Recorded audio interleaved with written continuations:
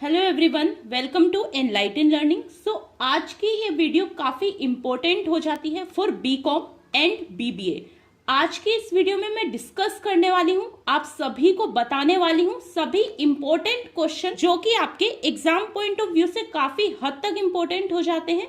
Company law या फिर corporate law के ये सब्जेक्ट हम पढ़ते हैं बीबीए एंड बीकॉम में। दोनों सब्जेक्ट सेम है बट इनके मीनिंग में और थोड़ा सा सिलेबस में डिफरेंस आ जाता है।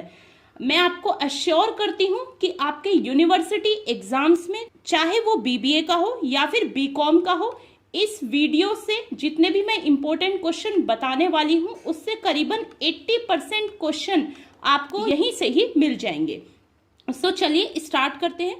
देखिए, जो एग्जाम के पॉइंट ऑफ व्यू से काफी हद तक इंपॉर्टेंट क्वेश्चन हो जाता है, वो पहला क्वेश्चन आपका हो जाता है कि आखिर एक कंपनी होती क्या है, कंपनी के कैरेक्टरिस्टिक्स क्या है और कंपनी के टाइप क्या है। तो मैं आपको पहले भी लास्ट वीडियो में बता चुकी हूँ कि एक कंपनी एक आर्टिफिशियल पर्सन होती है जो कि क्रिएटेड बाय होती है लॉ, उसकी अपनी एक कॉमन सील होती है, परपेचुअल सक्सेशन होता है और अपनी लीगल सेपरेट एंटिटी होती है। यही सब कैरेक्टरिस्टिक्स बन जाते हैं कंपनी के।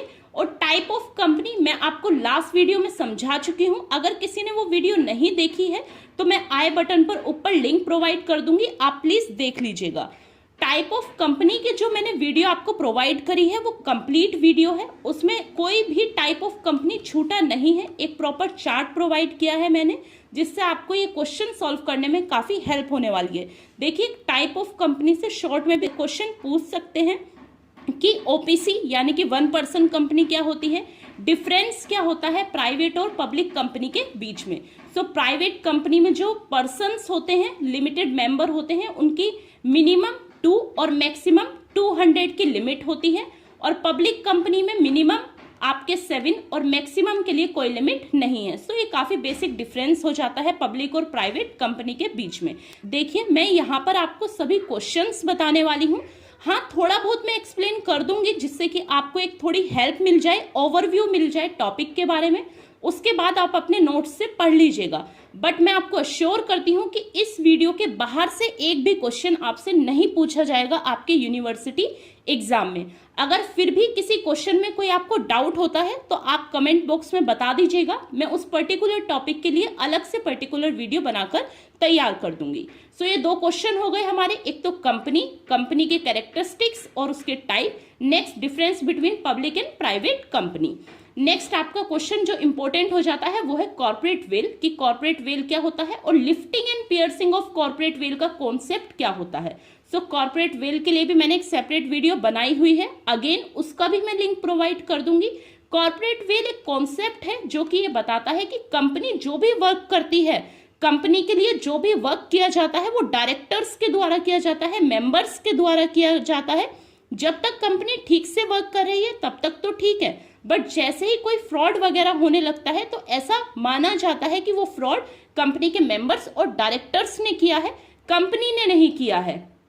यहाँ पर एक कॉन्सेप्ट आ जाता है lifting and piercing of corporate veil, यानी कि जो कॉर्पोरेट वेल है, कंपनी और डायरेक्टर के बीच में जो पर्दा है उसे उठाने को बोलते हैं lifting and piercing of corporate veil. Next question हो जाता है meaning of incorporation of a company. Incorporation का मतलब होता है कि कंपनी का लॉफुल तरीके से अस्तित्व में आना, मीन्स कंपनी का बनकर तैयार होना, सभी लीगल रिक्वायरमेंट्स फुलफिल करना, एमओए कंपनी का, एओए ये सब बनाकर तैयार करना, जितने मेंबर्स की रिक्वायरमेंट है उतने मेंबर्स बनाकर तैयार करना, कैपिटल की रिक्वायरमेंट्स है वो फुलफिल करना।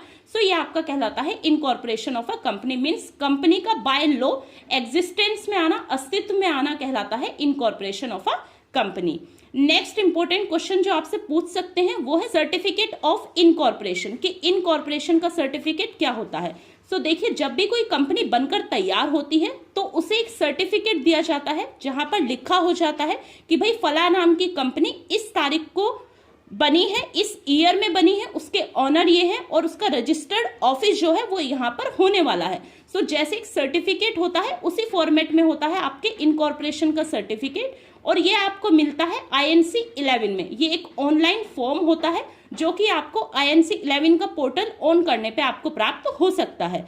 यहाँ पर क्वेश्चन ये भी आ सकता है कि INC 11 क्या होता है, उसे डिफाइन कीजिए। आपको याद रखना है INC 11 का मतलब है सर्टिफिकेट ऑफ इनकॉर्पोरेशन। नेक्स्ट जो इंपॉर्टेंट क्वेश्चन हो जाता है वो है difference between company and partnership, कि कंपनी और पार्टनरशिप में डिफरेंस क्या है। सो देखिए एक बेसिक डिफरेंस तो आपके एक्ट का ही हो जाता है, company act 2013 and partnership act 1932। Company के जो मेंबर्स होते हैं उनके लिमिटेड संख्या होती है, प्राइवेट के लिए 2 to 200 और पब्लिक के लिए 7 to अनलिमिटेड। वहीं पार्टनरशिप के लिए कम से कम 2, ज्यादा से ज्यादा 20। और अगर आपकी कोई फाइनेंशियल पार्टनरशिप है, मींस बैंक वगैरह में पार्टनरशिप कर रहे हैं, तो उसमें बैंकिंग के लिए आपकी लिमिट 10 हो जाती है। सो ये बेसिक डिफरेंस है, आप पढ़ लीजिएगा। नेक्स्ट इंपॉर्टेंट क्वेश्चन हो जाता है प्रमोटर, कि प्रमोटर क्या होता है, कौन होता है, उसके राइट्स और ड्यूटी बताइए। सो आपको ध्यान रखना है, प्रमोटर वो पर्सन होता है जो कि एक कंपनी को एग्जिस्टेंस में लेके आता है, जो कि कंपनी को इनकॉर्पोरेट करवाता है। मींस प्रमोटर का वर्क सबसे ज्यादा इंपॉर्टेंट हो जाता है एक कंपनी के इनकॉर्पोरेशन में। जितने भी मेंबर्स की रिक्वायरमेंट है, जितने भी कैपिटल्स की रिक्वायरमेंट है, जितनी भी लीगल्स रिक्वायरमेंट है, कंपनी का एमओए बनाना, एओए बनाना, कंपनी का सर्टिफिकेट लेना, जितने भी मतलब स्टार्टिंग के वर्क होते हैं एक कंपनी के इनकॉर्पोरेट होने के लिए, वो सारा वर्क किया जाता है प्रमोटर के द्वारा। प्रमोटर वो पर्सन होता है जिसके दिमाग में ये आइडिया आता है कि भाई उसे एक कंपनी बनाकर तैयार करनी है, सो वो पर्सन कहलाता है प्रमोटर। इसके राइट्स और ड्यूटी क्या हो जाती है कि कंपनी की जितनी भी लीगल रिक्वायरमेंट्स है उसे फुलफिल करना, जितनी भी कैपिटल की नीड है वो कैपिटल अरेंज करना, जितने भी मेंबर्स को इकट्ठा करना है पब्लिक और प्राइवेट कंपनी के लिए, उन मेंबर्स को इकट्ठा करना, कंपनी का ऑब्जेक्ट बताना कि कंपनी आखिर किस एरिया में डील करने वाली है, कंपनी की पावर्स वगैरह क्या होंगे, डायरेक्टर्स को अरेंज करना, सारे मेंबर्स को अरेंज करना, ये सारा काम होता है प्रमोटर का। राइट भी इसका यही हो जाता है, ड्यूटी हो जाती है कोई भी सीक्रेट प्रॉफिट ना रखना, कुछ भी छुपा कर ना रखना, कंपनी की प्रॉपर्टी को कभी भी सेल ना करना, अपने नाम से ना कर लेना, ये सभी ड्यूटी हो जाती है प्रमोटर की। अब नेक्स्ट मोस्ट इंपॉर्टेंट क्वेश्चन हो जाता है आपका एमओए और एओए, यानी कि मेमोरेंडम ऑफ एसोसिएशन और article of association. Most important document हो जाते हैं ये एक कंपनी के। जब एक कंपनी इनकॉर्पोरेट होती है तो ये दोनों डॉक्यूमेंट रिक्वायर्ड होते हैं। एमओए आपके कंपनी का कॉन्स्टिट्यूशन कह लीजिए, एक कंपनी का कॉन्स्टिट्यूशन होता है। सारा वर्क एमओए में लिखा होता है कि कंपनी का नाम क्या है, कंपनी किस वर्क फील्ड में काम करने वाली है, कंपनी के डायरेक्टर्स कौन होंगे, ये सारा सब कुछ एमओए में होता है। और आर्टिकल ऑफ एसोसिएशन यानी कि एओए, ये कंपनी का रूल बुक होती है। मींस कंपनी के रूल्स और रेगुलेशन, कंपनी की एक्सट्रीम पावर, ये सारा सब कुछ लिखा होता है एओए में। अब क्वेश्चन आपसे ये भी पूछ सकते हैं कि एमओए और एओए के बीच में क्या डिफरेंस है। इंपॉर्टेंट क्लोज बताइए एमओए और एओए के। सो ये क्वेश्चन आपको जरूर से जरूर करना है, काफी इंपॉर्टेंट क्वेश्चन हो जाता है। सो चलिए अब आगे देखते हैं और कौन कौन से इंपॉर्टेंट क्वेश्चन है हमारे एग्जाम के पॉइंट ऑफ व्यू से, कंपनी लॉ और फिर कॉर्पोरेट लॉ के। हमारा नेक्स्ट इंपॉर्टेंट क्वेश्चन हो जाता है आपका प्रोस्पेक्टस का, कि प्रोस्पेक्टस होता क्या है, कौन कौन सी कंपनी प्रोस्पेक्टस इशू कर सकती है और टाइप ऑफ प्रोस्पेक्टस एक्सप्लेन करिए। सो मोस्ट इंपॉर्टेंट क्वेश्चन है ये भी कंपनी का इंपॉर्टेंट डॉक्यूमेंट होता है। देखिए कंपनी के 3 इंपॉर्टेंट डॉक्यूमेंट होते हैं। First one is MOA, second one is AOA and third one is prospectus. देखिए प्रोस्पेक्टस कोई भी नोटिस हो सकता है, कोई भी सर्कुलर हो सकता है, कोई भी एडवर्टाइजमेंट हो सकता है जिसे एक कंपनी देती है। और किस लिए देती है? पब्लिक को इनवाइट करने के लिए, अपने शेयर्स को सेल करने के लिए। प्रोस्पेक्टस केवल पब्लिक कंपनी के द्वारा ही इशू किया जाता है। आपको पता होगा कि एक प्राइवेट कंपनी कभी भी पब्लिक को इनवाइट नहीं करती है शेयर परचेज करने के लिए, बट एक पब्लिक कंपनी हमेशा इनवाइट करती है। तो वो इनविटेशन के लिए एक नोटिस छपवाएगी, एक सर्कुलर छपवाएगी या फिर एक एडवर्टाइजमेंट देगी, जिसे बोला जाता है प्रोस्पेक्टस। वैसे ही टाइप ऑफ प्रोस्पेक्टस, देखिए काफी टाइप के प्रोस्पेक्टस होते हैं, आप पढ़ लीजिएगा। मैं आपको बता देती हूँ शॉर्ट में। रेड हियरिंग प्रोस्पेक्टस होता है, समरी प्रोस्पेक्टस होता है, शेल्फ प्रोस्पेक्टस होता है। रेड हियरिंग में 2 चीजें छुपाकर रखी जाती हैं।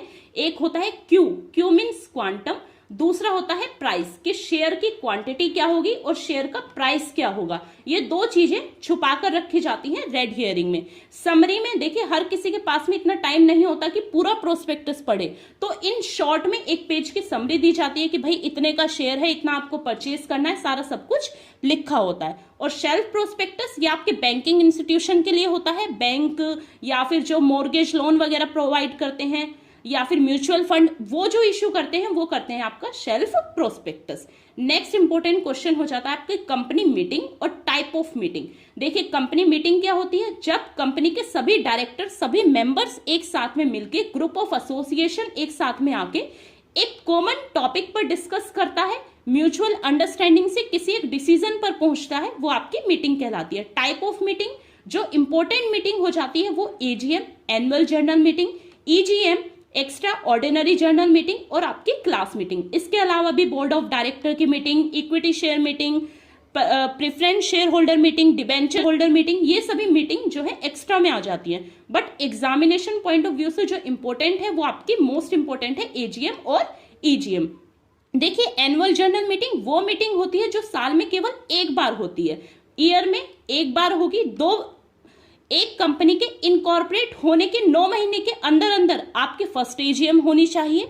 2 एजीएम के बीच में, मीन्स 2 ईयर की एजीएम के बीच में 15 मंथ से ज्यादा का गैप नहीं हो सकता। ये कुछ इंपॉर्टेंट इंफॉर्मेशन थी। और एजीएम में सभी इंपॉर्टेंट डिसीजन लिए जाते हैं, मीन्स जो फाइनेंशियल स्टेटमेंट पब्लिक में दिया जाता है वो भी एजीएम में दिया जाता है। डायरेक्टर का जो रिटायरमेंट होता है, अपॉइंटमेंट होता है, प्रॉफिट एंड लॉस का डिक्लेरेशन होता है, डिविडेंड जो दिया जाता है, सब कुछ एजीएम में दिया जाता है। एजीएम आपकी कोई से भी दिन हो सकती है, बट नेशनल हॉलीडे वाले दिन नहीं हो सकती। और एजीएम के स्टार्ट होने का टाइम मॉर्निंग में 9 बजे से लेके इवनिंग में 6 बजे तक का आपका स्टार्ट होने का टाइम है, एंड का कोई भी टाइम नहीं है। और एजीएम उसी जगह पर होगी जहां पर आपके कंपनी का रजिस्टर्ड ऑफिस है, केवल उसी एरिया में आप एजीएम कर सकते हैं। मींस जैसे आपकी कंपनी का ऑफिस दिल्ली में है तो आप दिल्ली में ही कहीं पर भी एजीएम कर सकते हैं। वहीं EGM, extra ordinary general meeting, देखिए ऐसा जरूरी नहीं है कि एक कंपनी केवल एक ही बार में एक साल में एक ही बार मीटिंग करेगी। बहुत सारी प्रॉब्लम्स आ सकती हैं, बहुत सारे डिसीजंस लेने पड़ सकते हैं, तो उसके लिए जो साल में कई बार मीटिंग होती है वो आपकी कहलाती है एक्स्ट्रा ऑर्डिनरी जनरल मीटिंग। इसमें डिफरेंस ये होता है, ईजीएम आपकी कहीं पर भी हो सकती है, एजीएम केवल वहीं पर होती है जहां पे आपका रजिस्टर्ड ऑफिस होता है, उसी स्टेट में, उसी प्लेस में, उसी सिटी में होती है। बट ईजीएम आपकी कहीं पर भी हो सकती है, ऑल ओवर द इंडिया। और डायरेक्टर्स मेंबर्स से परमिशन लेकर आउटसाइड द इंडिया भी आपकी ईजीएम हो सकती है। नेक्स्ट आपकी क्लास मीटिंग। क्लास मीटिंग देखिए कौन सी मीटिंग होती है, जैसे क्लास में सारे 8th class, 9th class, 10th class में होते हैं ना, मीन्स एक ही एज के, एक ही ग्रुप के स्टूडेंट्स, ऐसे ही क्लास मीटिंग में एक ही सेम प्रोफेशन के मेंबर्स आएंगे। मींस इक्विटी शेयर होल्डर की मीटिंग हो गई, या फिर केवल प्रेफरेंस शेयर होल्डर की मीटिंग हो गई, या फिर केवल और किसी ऐसे मेंबर की मीटिंग होगी जो एक ही कैटेगरी में आते हैं, वो आपकी कहलाती है क्लास मीटिंग। अब नेक्स्ट शॉर्ट में आपसे क्वेश्चन काफी पूछा जाता है, काफी बार मैंने देखा है यूनिवर्सिटी एग्जाम्स में क्वेश्चन आ जाता है कि मीटिंग मिनट्स क्या होते हैं। बच्चे कंफ्यूज हो जाते हैं कि मीटिंग मिनट वो है कि कितनी देर मीटिंग चली उसे मीटिंग मिनट बोला जाता है, बट ऐसा नहीं है। मीटिंग मिनट्स आपको ध्यान रखना है डायरी। मीटिंग मिनट्स का मतलब होता है कि एक डायरी मेंटेन करके रखना कि मीटिंग में क्या क्या डिसीजन लिए गए, किस किस टॉपिक पे डिसीजन हुए, कौन कौन मीटिंग में अवेलेबल था और क्या क्या वर्क हुआ, सारा सब कुछ आपको नोट डाउन करना पड़ता है मीटिंग मिनट्स में। अगर 31 डेज के अंदर अंदर आपके पास किसी मीटिंग की मिनट्स नहीं है तो आपके ऊपर जुर्माना भी लग सकता है। सो कंपलसरी होता है हर एक मीटिंग का मिनट मेंटेन करना। नेक्स्ट आपके डायरेक्टर्स कौन होते हैं, जो डे टू डे के ऑपरेशन करवाते हैं, वो आपके डायरेक्टर्स कहलाते हैं। टाइप ऑफ डायरेक्टर्स आप प्लीज देख लीजिएगा, executive director, non executive director, ये सारे आपके full time director, whole time director, managing director, ये आपके कहलाते हैं type of director. Next important question हो जाता है शेयर्स। आप सभी को पता होगा शेयर्स क्या होते हैं। आपकी टोटल कैपिटल को जब छोटे छोटे इक्वल पार्ट्स में डिवाइड कर दिया जाता है उसे बोला जाता है शेयर। टाइप ऑफ शेयर आपके equity share, preference share. Difference between equity and preference share, equity share holder के पास वोटिंग राइट होता है, प्रेफरेंस शेयर होल्डर के पास वोटिंग राइट नहीं होता। इक्विटी शेयर होल्डर को सबसे लास्ट में प्रॉफिट का भाग दिया जाता है, प्रॉफिट दिया जाता है, बट प्रेफरेंस शेयर होल्डर को सबसे पहले प्रॉफिट दिया जाता है, प्रॉफिट का हिस्सा दिया जाता है। सो ये बेसिक डिफरेंस हो जाता है इन दोनों के बीच में। नेक्स्ट जो इंपॉर्टेंट क्वेश्चन है, meaning of transfer of share and transmission of share, दोनों में क्या डिफरेंस है और क्या इनका मतलब है। देखिए ट्रांसफर ऑफ शेयर होता है कि जब एक पर्सन अपने शेयर किसी और पर्सन को ट्रांसफर करता है वो बोला जाता है ट्रांसफर ऑफ शेयर। और ट्रांसमिशन ऑफ शेयर क्या होता है कि एक पर्सन जब अपनी मर्जी से अपने आप अपने शेयर को ट्रांसफर नहीं करता बट उससे करवा दिया जाता है, उसे बोला जाता है ट्रांसमिशन ऑफ शेयर। अब ये किस कंडीशन में होता है? जब आपका मेंबर इंसॉल्वेंस हो जाए, मेंबर की डेथ हो जाए, तो उस कंडीशन में ट्रांसमिशन ऑफ शेयर किया जाता है। मीन्स ट्रांसफर आपका वॉलेंट्री होता है और ट्रांसमिशन आपकी अपनी इच्छा से नहीं होता, उसे बोला जाता है transmission. Next important topic, most important topic, difference भी आ सकता है कि difference between share certificate and share warrant. देखिए, जब कोई एक पर्सन शेयर को परचेज करता है तो उसे एक सर्टिफिकेट दिया जाता है, उसे बोला जाता है शेयर सर्टिफिकेट। और शेयर वारंट एक नेगोशिएबल इंस्ट्रूमेंट होता है। मीन जब एक पर्सन को अपने शेयर किसी दूसरे पर्सन को देने होंगे तो उसे दिया जाता है शेयर वारंट। शेयर सर्टिफिकेट जो होगा वो आपको जरूरी नहीं है तभी मिले कि आप सारे अमाउंट एक साथ पे कर दो। मीन्स आपने 1 लाख के शेयर खरीदे हैं तो जरूरी नहीं है कि 1 लाख पूरा देने के बाद आपको शेयर सर्टिफिकेट मिलेगा। आप 60,000 दे दो, बाकी के पैसे आप एप्लीकेशन अलॉटमेंट या फर्स्ट कॉल या फिर सेकंड कॉल पे दे देना। बट शेयर वारंट के लिए जरूरी हो जाता है कि आप सारी मनी को उसी टाइम पे करेंगे जिस टाइम पे आपने वारंट लिया है। मीन्स ये पार्शली पेबल होता है और ये फुली पेबल होता है। सो लास्ट क्वेश्चन हो जाता है आपका winding up of a company. Winding up का मतलब होता है कंपनी का समापन होना, मीन्स एक कंपनी का एग्जिस्टेंस से बाहर हो जाना। Type of winding up, 2 type of winding up होते हैं। एक आपका होता है कंपल्सरी और दूसरा होता है वॉलंटरी। मीन्स जब एक कंपनी कंपल्सरी रूप से क्लोज हो जाती है, बंद हो जाती है, उसे बोला जाता है कंपल्सरी वाइंडिंग अप। वॉलंटरी जब अपनी इच्छा से ओनर अपनी कंपनी को बंद कर देता है उसे बोला जाता है वॉलंटरी।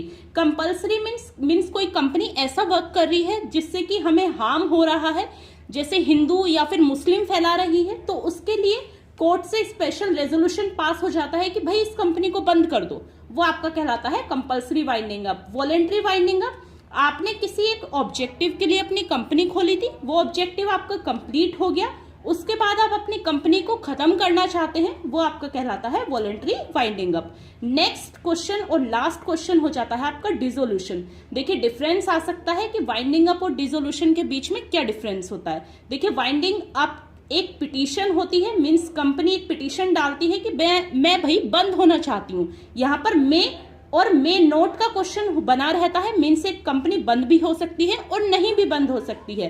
बट डिसोल्यूशन का मीन्स होता है एक कंपनी का कंप्लीटली शॉर्टकट रूप से बंद हो जाना, हर तरीके से कंपनी का एग्जिस्टेंस में हट जाना, वो आपका कहलाता है डिसोल्यूशन। सो ये सभी इंपॉर्टेंट क्वेश्चन थे कॉर्पोरेट लॉ या फिर कंपनी लॉ के। काफी हद तक इंपॉर्टेंट वीडियो हो जाती है ये आप सभी के लिए। काफी मेहनत करी है। देखिए, वर्क के साथ साथ जॉब के साथ साथ काफी डिफिकल्ट हो जाता है गाइस वीडियो बनाना। सॉरी, वीडियो थोड़ी लेट आती है, बट मैं कोशिश करती हूँ जब भी वीडियो बनाऊं, जब भी वीडियो डालूं, वो आप लोगों के लिए यूजफुल हो। सो इस वीडियो से आई एश्योर यू, मैंने जैसा आपको पहले बोला, 80% क्वेश्चन कंपनी लॉ या फिर कॉर्पोरेट लॉ के यूनिवर्सिटी एग्जाम्स में यहीं से आने वाले हैं, इतनी मैं आपको गारंटी देती हूँ।